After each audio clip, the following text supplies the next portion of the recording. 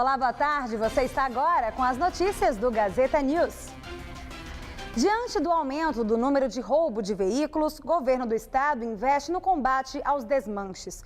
Uma lei estadual regulamenta a comercialização de peças usadas e os estabelecimentos que não se adequarem serão penalizados. Nós estamos em um centro de desmontagem de veículos em Osasco e essa empresa já está dentro das normas exigidas pela nova lei. Eu converso com o Arthur Rufino, que é diretor de marketing e desenvolvimento. Arthur, para se adequar à lei, o que foi preciso fazer? Olha, foram pequenas adequações nas questões ambientais, para separação de água e óleo, a área de descontaminação, etc. Mas principalmente a questão de documentação necessária para o novo credenciamento no Detran. Falando na nova lei, ela está de acordo com o que as empresas precisavam? Olha, eu acredito que ela está de acordo com o que o consumidor precisava. Ela deixa muito mais claro o que é uma peça legal. O consumidor tem acesso no site do Detran, quem são as empresas credenciadas, então não fica mais aquela coisa que estou comprando no desmanche, mas não tenho certeza se é uma pessoa idônea.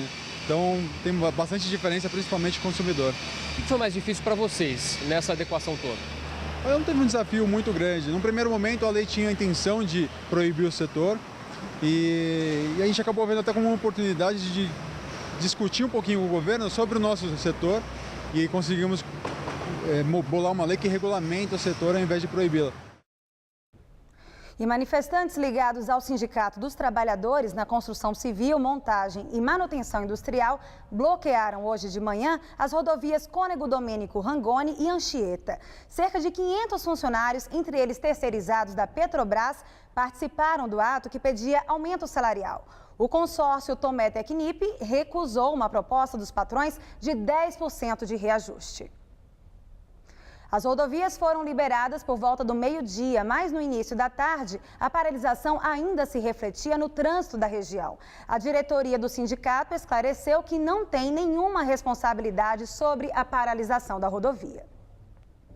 E vamos com as informações do trânsito. São Paulo tem agora 67 quilômetros de congestionamentos. Começamos pela Marginal Tietê. No sentido Penha, abaixo do Vídeo, o motorista até que desenvolve uma boa velocidade para o horário. E no sentido Cebolão, acima do Vídeo, a situação está parecida, mas um pouco mais carregada. E agora você vê imagens da Marginal Pinheiros. Para quem vai no sentido Marginal Tietê, abaixo do Vídeo, o trânsito flui bem. Já no sentido Interlagos, acima do Vídeo, o motorista também não enfrenta problemas, mas o trânsito está mais carregado. Agora, Zona Oeste, Avenida Rebouças, abaixo do Vídeo, para quem vai no sentido Marginal, o trânsito está livre, bem livre no momento. E no sentido Avenida Paulista, o movimento está mais intenso. Já aqui na Avenida Paulista, você vê imagens da altura do MASP. No sentido Paraíso, abaixo do Vídeo, trânsito livre. E no sentido Consolação, acima do Vídeo, o trânsito está mais carregado. Economia. Receita Federal prevê retomada da alíquota cheia do IPI para carros a partir do segundo semestre. De acordo com o órgão, o imposto sobre produtos industrializados de automóveis deve voltar a vigorar na íntegra a partir de julho. Mas isso ainda vai depender de uma decisão do governo federal e pode valer de forma diferente para os modelos disponíveis no mercado brasileiro. O governo mexeu no IPI em maio de 2012, quando as montadoras estavam com estoques acima da média. A medida tinha como objetivo estimular as vendas. Inicialmente, o imposto foi zerado para carros 1.0 e as alíquotas dos demais foram reduzidas. O desconto no IPI fez a indústria automobilística bater recordes nos meses seguintes. Em janeiro de 2013, o IPI começou a subir novamente. E diminuiu o número de blitz da lei seca realizadas em São Paulo pela Polícia Militar. Mesmo assim, houve um aumento no número de motoristas flagrados embriagados. Só no primeiro trimestre deste ano, foram cerca de 1.200 autuações contra 900 no mesmo período do ano passado. Rua Amaral Gurgel, no centro, 10h30 da noite. O policial observa detalhes além do para-brisa para escolher o motorista que vai ser parado para soprar o bafômetro. A situação do condutor está portando no veículo garrafas, latinhas, algum objeto que se assemelha com bebida. Atitude do condutor, olhos vermelhos, aparência de cansado. A polícia faz de 3 a 5 operações por noite. Geralmente, a blitz da lei seca é montada em uma grande avenida do entorno de bairros boêmios. Muita gente ainda se recusa a fazer o teste. Você bebeu ou não? Mesmo assim, você acha arriscado assoprar o bafômetro? Arriscado você assoprar um bafômetro, colocar em risco sua integridade, dependendo do aparelho, descalibrado ou não, sem confiar no Estado. Mas aí você vai ser autuado do mesmo jeito. Eu vou recorrer e não vou ter prova contra mim. Mas desde 2012, quando a lei ficou mais rigorosa, não adianta fugir do bafômetro. Ele se recusando, estando ou não alcoolizado, ele vai ser autuado. Se ele estiver apresentando sinais notórios, ele vai ser encaminhado à delegacia e aí ele poderá responder um processo criminal. Mas administrativamente ele vai ser autuado, uma infração do artigo 65, e ele vai ter a habilitação dele suspensa por um período de 1 ano após a edição do processo administrativo. Multa de R$ 1.915 e 7 pontos na carteira.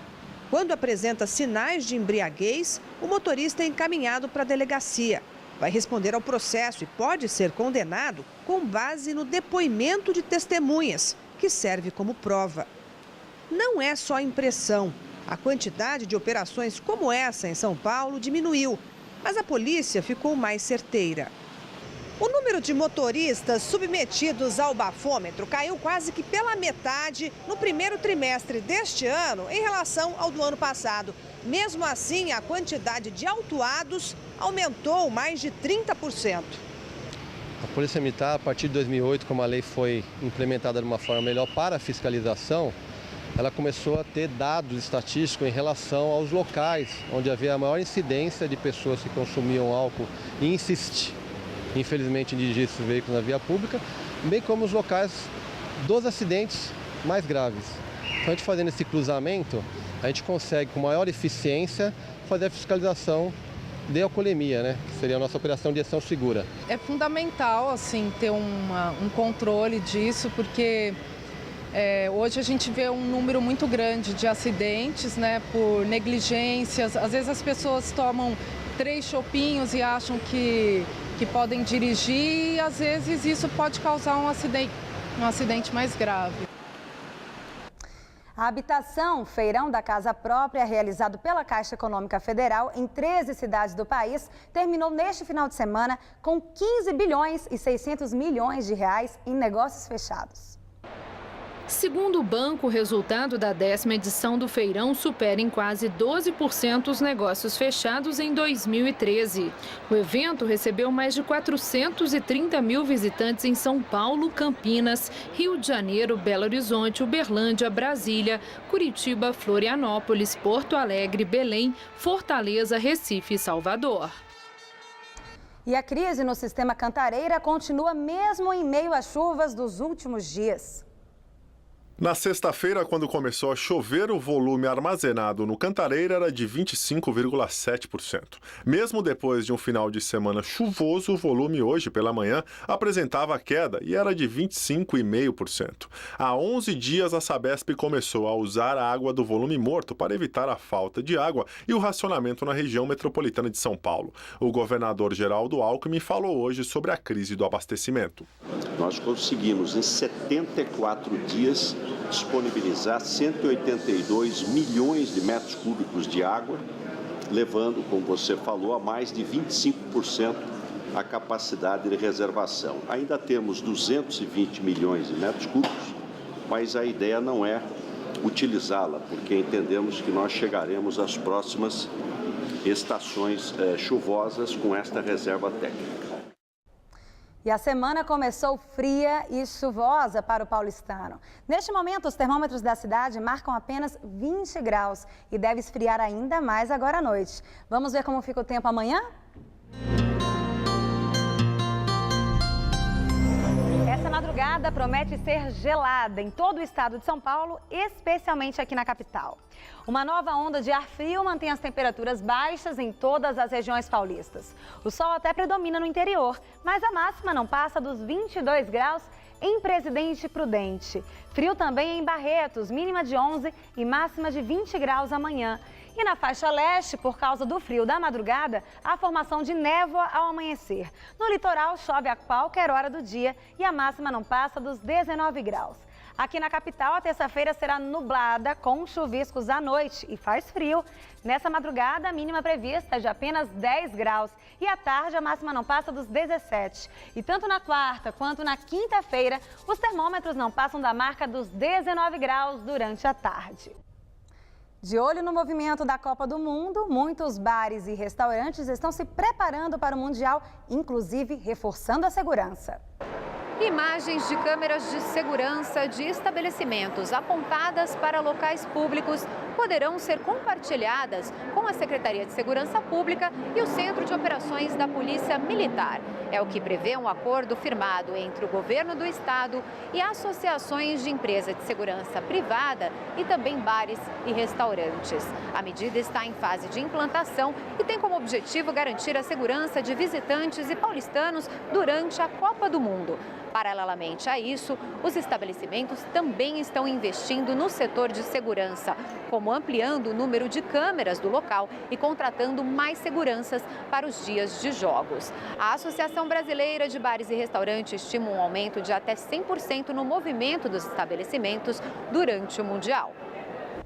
E a partir do dia 10 de junho, a vigilância do Itaquerão será feita pelo Centro Integrado de Comando e Controle Regional, na Luz, no centro da cidade. O Centro Integrado de Comando e Controle Regional contará com 30 câmeras espalhadas no entorno do estádio para auxiliar no monitoramento. Além disso, a cidade vai receber 5 centros de controle móveis, sendo 3 carretas e 2 plataformas de observação elevada para auxiliar a Polícia Militar na vigilância de jogos e comemorações depois das partidas. O investimento do governo federal em tecnologia foi de 66 milhões de reais e o estado investiu mais de 2,5 milhões na reforma do prédio que abriga o centro. E o Gazeta News de hoje termina aqui. Novas notícias logo mais às 7 da noite no Jornal da Gazeta e no Jornal da Gazeta edição das 10. Fique agora com o Gazeta Esportiva.